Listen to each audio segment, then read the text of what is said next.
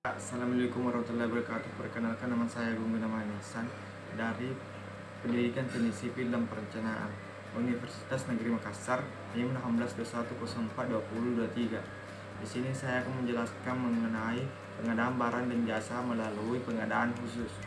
Pengadaan khusus adalah pengadaan yang dibedakan karena suatu keadaan tertentu yang tidak memungkinkan penerapan secara umum ketentuan peraturan presiden tentang pengadaan barang dan jasa pemerintah.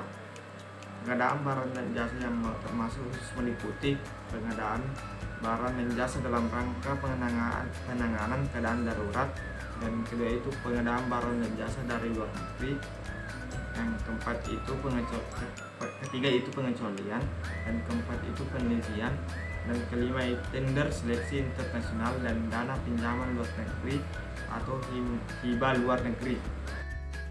Adapun pengadaan barang dan jasa dalam rangka penanganan keadaan darurat yaitu kegiatan pengadaan barang dan jasa dalam masa status keadaan darurat yang ditetapkan oleh pihak yang berwenang. Status keadaan darurat bencana adalah suatu keadaan yang ditetapkan oleh pemerintah untuk jangka waktu tertentu atas dasar rekomendasi badan yang diberi tugas untuk mengulangi bencana sesuai Undang-Undang Nomor 24 Tahun 2007 tentang Penanggulangan Bencana. Adapun penanggulangan bencana di sini adalah para pelaku yang terlibat dalam rangka penanganan keadaan darurat adalah penggunaan anggaran kuasa, penggunaan anggaran KPA yang memiliki tugas menetapkan identifikasi kebutuhan dan ketersediaan sumber daya yang dimiliki, memerintahkan PPK untuk melaksanakan pengadaan barang dan jasa berdasarkan status keadaan darurat, mengalokasikan anggaran yang diperlukan untuk pengadaan barang dan jasa dalam penanganan keadaan darurat. Dan yang kedua itu pejabat membuat komitmen. PPK memiliki tugas melakukan identifikasi kebutuhan dan menganalisa ketersediaan sumber daya yang dimiliki, melakukan penunjukan penyedia dalam penanganan keadaan darurat, menerbitkan SPPBJ, dan apabila diperlukan melakukan serah terima lokasi pekerjaan kepada penyedia, menerbitkan SPMK, SPP, dan mengendalikan pelaksanaan pekerjaan. Dan yang ketiga itu penyediaan barang dan jasa memiliki tugas melaksanakan pekerjaan dan melakukan serah terima hasil pekerjaan kepada PPK.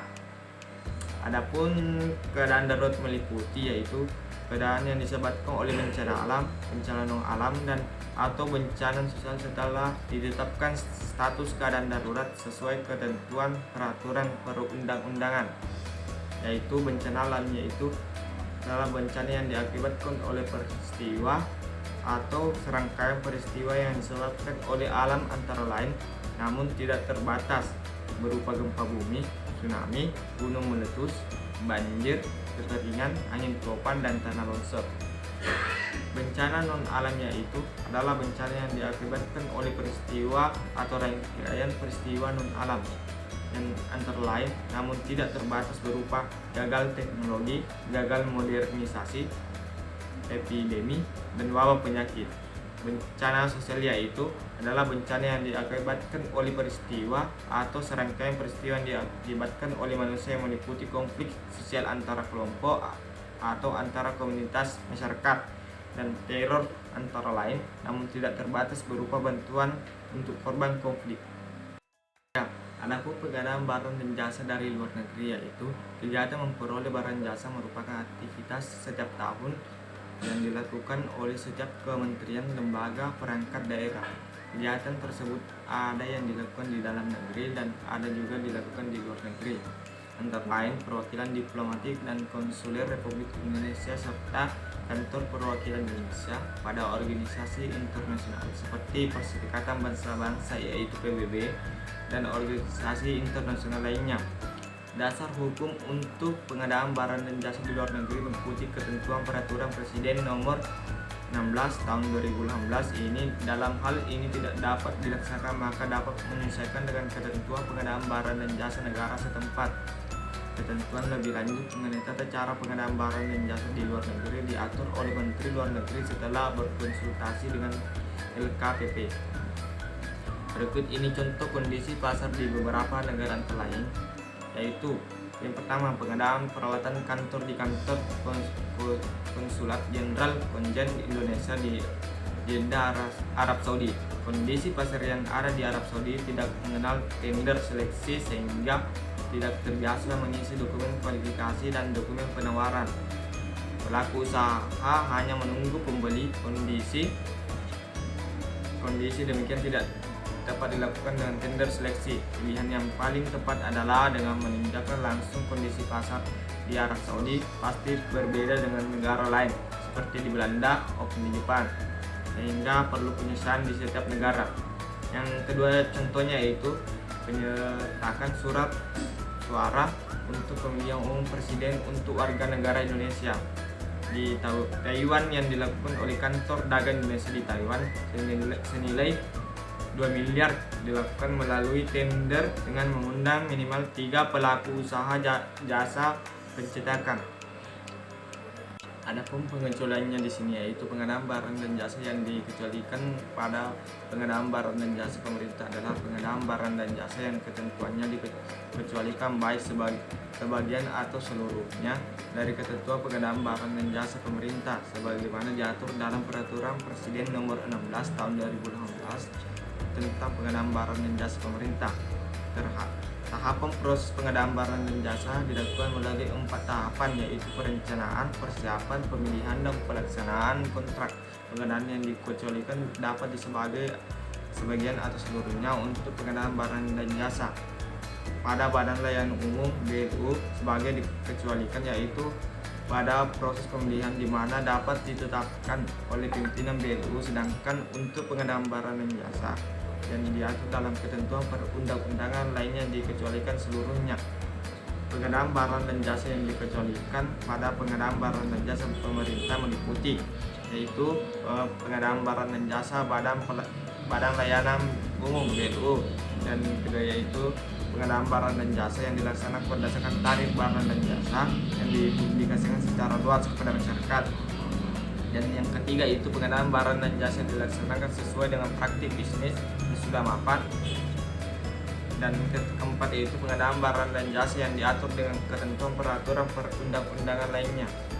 Adapun penelitiannya di sini adalah kegiatan yang dilakukan menurut kaidah dan metode ilmiah secara sistematis untuk memperoleh informasi, data, dan keterangan yang berkaitan pemahaman dan pembuktian kebenaran atau ketidakbenaran suatu asumsi atau hipotesis di bidang ilmu pengetahuan dan teknologi, dan menarik kesimpulan ilmiah bagi keperluan kemajuan ilmu pengetahuan dan teknologi.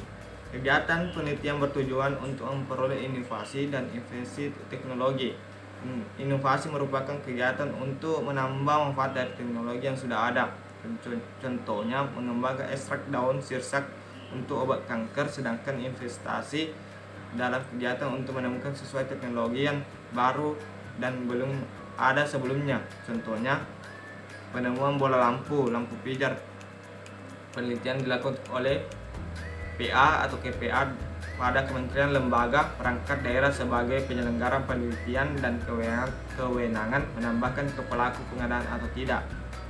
Yang kedua itu pelaksanaan penelitian terdiri dari pertama itu individu atau kelompok, yang kedua itu kementerian, lembaga, dan ketiga itu perguruan tinggi atau universitas, dan keempat itu organisasi masyarakat, dan kelima itu badan usaha.